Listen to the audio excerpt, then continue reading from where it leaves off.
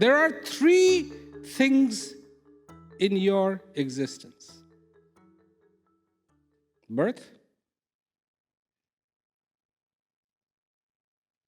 you're alive, and one day you have to go, death. I'm simplifying, okay? I know there's a lot more things, but I'm simplifying. You were born, you are alive, and one day you have to go. You had no control over when you were born. You really don't have much control over when you're going to go.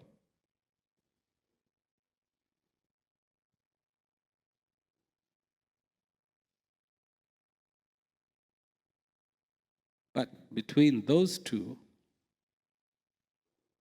the coming and the going, you do have control.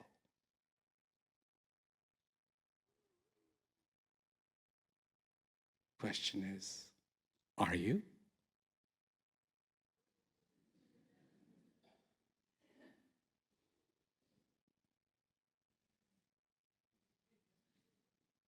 No, the only reason why I say this is because if you are not, you should be.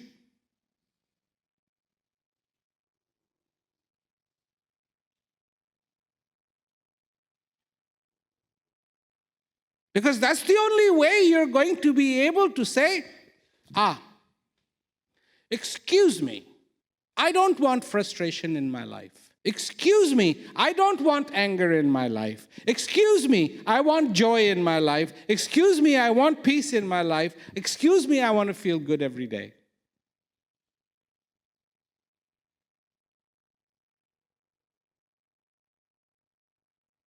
Because if it is incumbent upon other people, then I am at their mercy.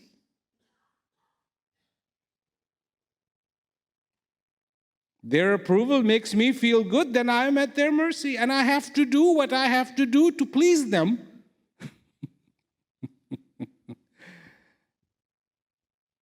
so that they can say, you're doing good, you're doing good.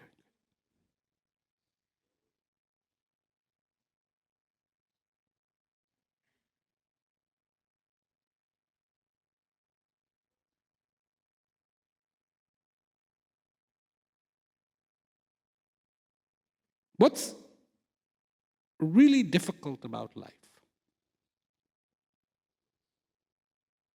What's really difficult about life? Do you know?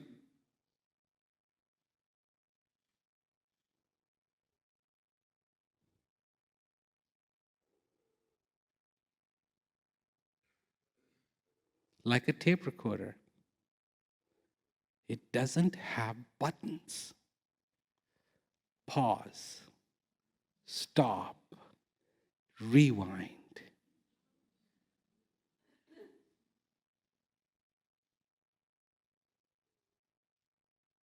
I mean, if I missed yesterday, then I would like to pause, rewind. Let me try this again. Please, let me try this again. If in a moment I feel really angry,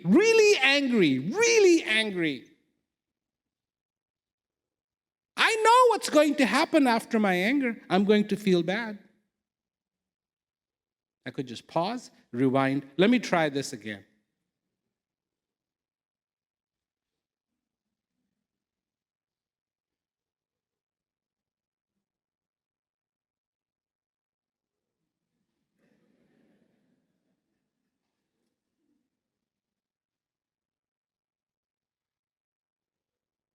So because there are no buttons,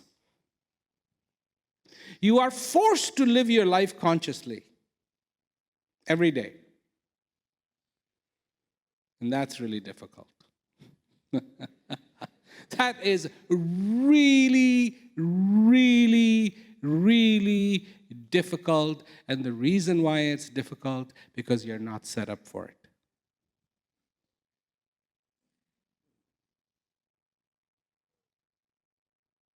2 minutes, you live from your heart. 2 minutes, you live from here. 2 minutes here, 2 minutes here. 2 minutes here, 2 minutes here, 2 minutes here, 2 minutes here, 2 minutes here, 2 minutes here. 1 minute, you have to be practical. 1 minute, 1 minute, oh my God, I'm late. 1 minute, I am so happy I'm alive. Third minute, am I happy I'm late?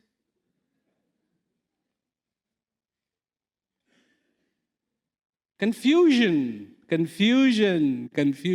And then that's where everybody goes. Oh yes, we cannot be confused. So let's go to a training. Let's go and read a book, and let's find one of these people like me.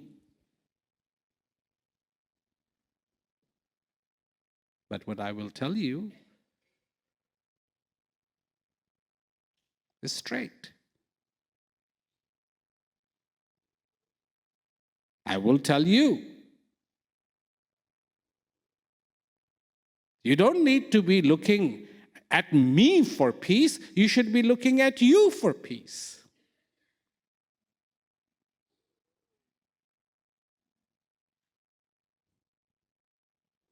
Because your peace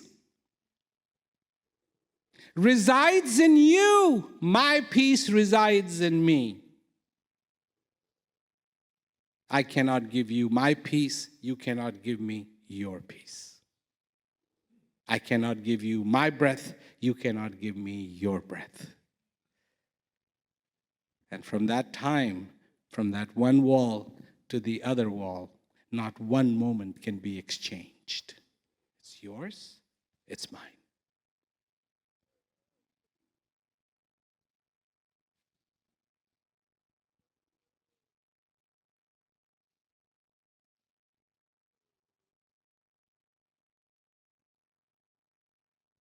You, understanding you.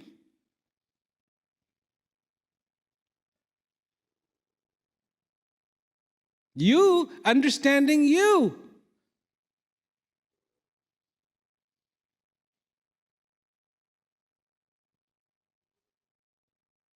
This is what Socrates said. Know thyself. Understanding the self. So,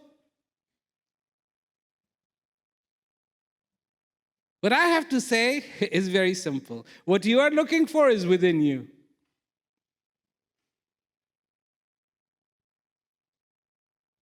The question is, you say, how do I look inside? Same way you see your face. How do you see your face? If you want to see yourself, how do you see? With your eyes, you see the world. You see everybody's face, right? With these eyes, you see everybody's face except yours. Now, if you want to see your face, what do you need? You need a mirror. You got that one right. You need a mirror.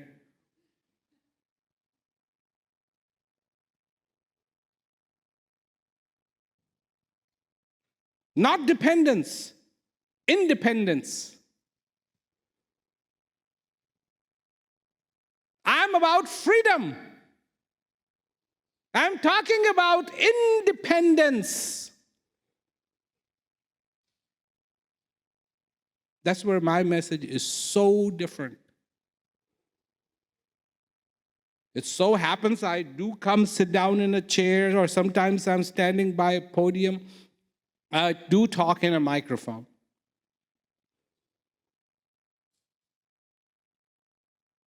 That's it. The message is entirely different. Message is about freedom. Message is about know thyself. Message is you have the power to free you.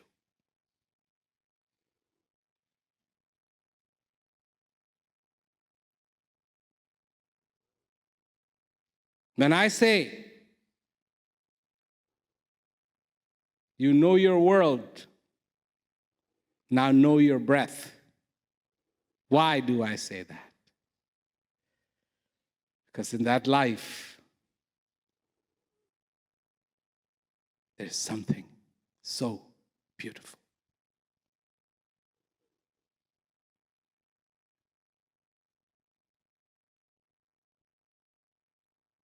I will leave you with one last thought.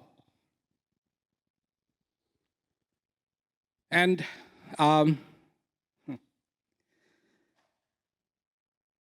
wisdom doesn't all come at the same time. Believe me, it sometimes comes in little pieces. So one day I have this thought, and I'll share it with you.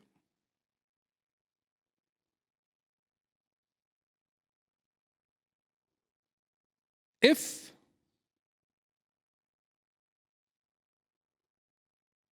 I'm looking for Buddha,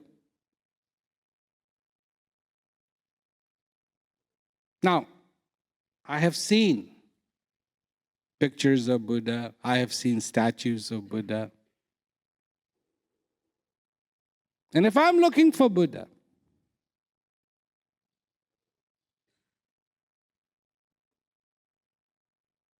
in this world today,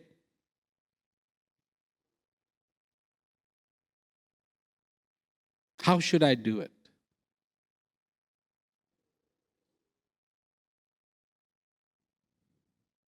How should I do it?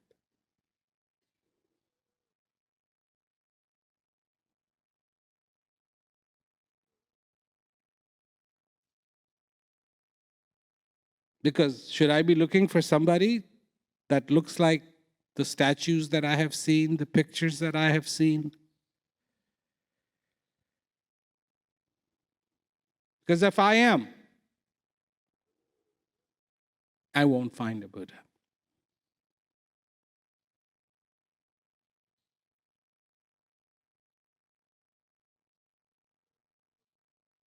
But if I am looking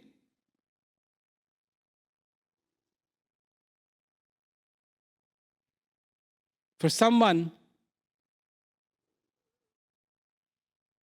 who carries the wisdom,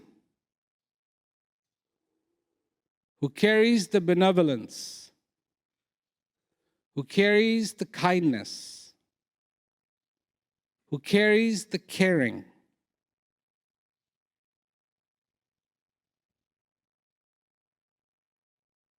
then you have any idea how many Buddhas I will find?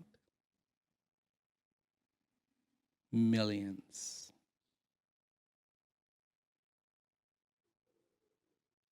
Millions.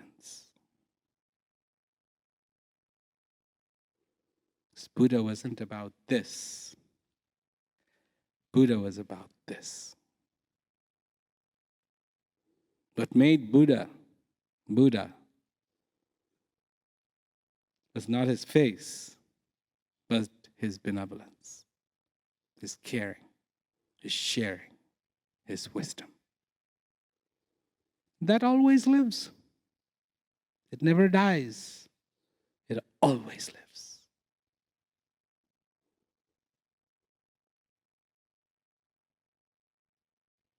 A lot of people, somebody very close to them passes away, they feel sorrow. They should.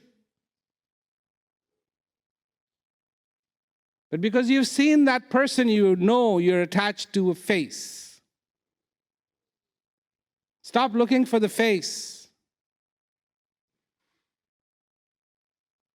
Start looking for the kindness.